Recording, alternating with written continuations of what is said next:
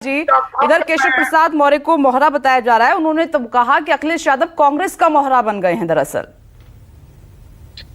देखिए विपनेश जी, सबसे पहले तो मैं कहना चाहूंगी कि जिस तरह का माहौल आज है, भारतीय जनता पार्टी की तो लुटिया डूब ही रही है, पर ऐसा तो नहीं है कि भारतीय जनता पार्टी अपनी लुटिया के साथ में जनता की भी लुटिया डुबाने पर तुली हुई है। हकीकत ये है कि जो आपस की लड़ाई और परिक्रमाएं चल रही हैं दिल्ली से लेकर लखनऊ तक, लखनऊ से लेकर दिल्ली तक, उससे साफ जाहिर होता है कि पार्टी पूरी तरीके से सुसाइडल मोड में, और इसका असर पड़ रहा है इस प्रदेश की जनता पर। प्रदेश की जनता का सबसे बुरा हाल ये है कि आप देखिए कि इनके थानों में बिबलिया कांड ऐसा हुआ था जिसमें थाने में खुद ही छापा डाला गया पुलिस ऑफिसर्स के द्वारा, और वहां पर बुक किए गए 22 से 23 जो थाने में ऑफिसर्स तैनात थे। एक इंचार्ज तो दीवार फांद के मतलब भाग गए। ये हालात है, करोड़ों रुपए की धन उगाही हो रही है अवैध रूप से, और ये एक थाने का हाल है। मैं समझती हूँ कि उत्तर प्रदेश जो लॉ एंड ऑर्डर के नाम पर अपनी बड़ी बड़ी टीमें हाँकता था, उसकी हकीकत ये है कि उत्तर प्रदेश पे भ्रष्टाचार की बयार बह रही। और आप देखिए कि उत्तर प्रदेश एक ऐसा प्रदेश है जहाँ की जनसंख्या इस देश के लिहाज से ही सबसे ज्यादा नहीं, बल्कि कई देशों में सबसे ज्यादा। भगवान श्री राम की जन्मभूमि, भगवान श्री कृष्ण की जन्मभूमि, और सबसे ज्यादा प्रधानमंत्री दिए उत्तर प्रदेश की धरती ने। आज उत्तर प्रदेश के लिए बाढ़ के नाम पर कोई बजट नहीं है। आप बताइए, गंगा नदी, राप्ती नदी और घाघरा, घोसी सब पूरी तरीके से खतरे के निशान से ऊपर बह रही है। 44 जिले ऐसे हैं जो बाढ़ की चपेट में है। किसको होश है?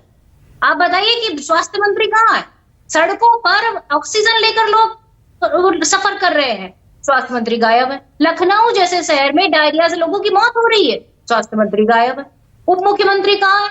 मुझे नहीं लगता कि उत्तर प्रदेश की जनता की किसी को चिंता है। हकीकत तो ये है कि पन्ना प्रमुख से लेकर भारतीय जनता पार्टी के सीएम तक आपस में कलह कर रहे हैं और दुखी हैं, और ये इसका प्रभाव सीधा पड़ रहा है उत्तर प्रदेश की जनता ने। गलती क्या है उत्तर प्रदेश की जनता की? उन्होंने बहुमत के साथ इन्हें सत्ता में बिठा दिया, लेकिन अब तो कान पकड़ेंगे वो लोग जिन्होंने इन्हें सत्ता में बिठाया कि कहीं ना कहीं जिस तरह से पेपर लीक हो रहे हैं, जिस तरह से युवाओं का भविष्य खतरे में है, जो काम इन्हें करना चाहिए वो नहीं कर रहे हैं। आज भी क्या गारंटी है कि पुलिस का पेपर होगा, पुलिस भर्ती का, और लीक नहीं होगा?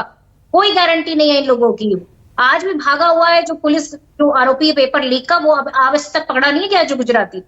तो हकीकत ये कि उत्तर प्रदेश में आज जनता पूरी तरीके से नजरअंदाज है, और आपस की लड़ाई सरफटौल उसकी खामियाजा ये आप कह रहे हैं, लेकिन फिर भी अभी आपने सुना आरएलडी जो कि बीजेपी के उत्तर प्रदेश में समर्थक है, उन्होंने कहा कि डबल इंजन की सरकार है जो कहना चाह रहे हैं शानदार है। दूसरा, बीजेपी की तरफ से यही कहा जा रहा है कि हम जो प्रदर्शन 2017 में किया था वो हम 2027 में दोहराएंगे, और उपचुनाव में भी हम 10 की 10 सीटें जीत कर दिखाएंगे। ये तो वो पार्टियां हैं इंडिया ब्लॉक की जो सफर कर रही थी, जो अपना खोया हुआ जनाधार वापस लाने की जुगत में जुटी हुई हैं, इसीलिए इस स्तर पर सियासत की जा रही है।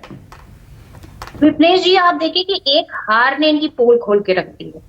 सिर्फ एक हार ने, जो एक चुनाव हुआ है अभी 2024 का लोकसभा का, उसमें जो करारी हार भारतीय जनता पार्टी को मिली है, उससे पूरी तरह से पार्टी एक्सपोज हो चुकी है।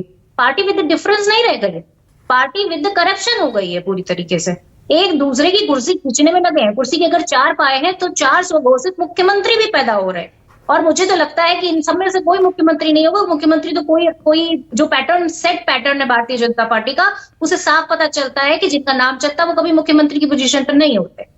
कितने दिन ये और खींचेंगे? अभी तो बहुत टाइम है। 2025 का चुनाव, मतलब आप समझ रही हैं कि जनता कितना सफर करेगी, और इसी तरह के हालात रहे तो मुझे लगता है कि ऐसी सरकार पर, ऐसी निकम्मी सरकार पर जो आपसी जो कलह है उसको नहीं सुलझा सकती, वो क्या संभालेगी जनता को, इतनी बड़ी जनसंख्या को, बाढ़ से ग्रसित जनसंख्या को।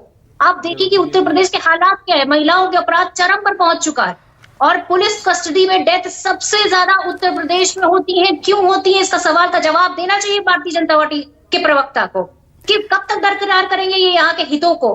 प्रियंका गुप्ता जी, वैसे मैं कोशिश करती हूँ कि प्लीज सुबह की हम चर्चा करते हैं तो इसमें शब्दों पर हम थोड़ा संयम रखें, क्योंकि अगर आप शुरुआत करेंगे तो दूसरी पार्टी के प्रवक्ता भी बोलेंगे, तो फिर ये चर्चा थोड़ी सभ्य रहे तो सही है।